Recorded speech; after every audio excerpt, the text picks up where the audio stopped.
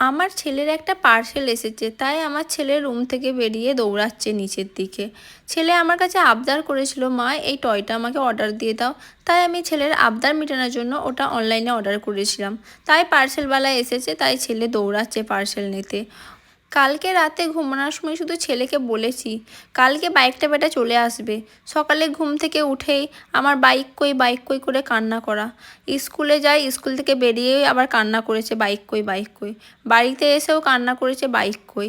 ওকে বলেছি তুই ভাত খা দুপুরে, দিয়ে ঘুমা, দেখ বাইক চলে আসবে।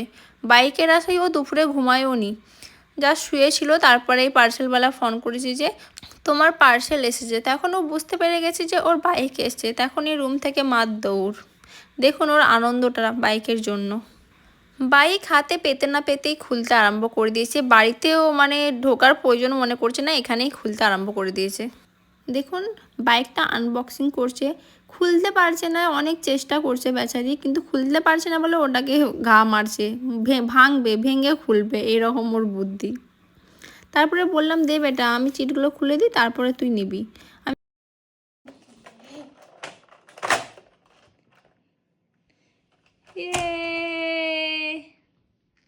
দেখাও বাইকটা দেখাও। এই বাইকটার জন্য আজকে সকাল থেকে ঘুম থেকে উঠে থেকে কান্না। জানে আজকে আসবে, স্কুল যাওয়ার সময়ও কান্না, স্কুল থেকে বেরিয়েই কান্না, আমার বাইক কই, আমার বাইক কই। এতক্ষণের পর আনন্দ। আদি বাইকটা এবার হাতটা ছাড়ো তো, এবার হাতটা ছাড়ো, নামাও। সুন্দর আনন্দ, খুশি। হ্যাঁ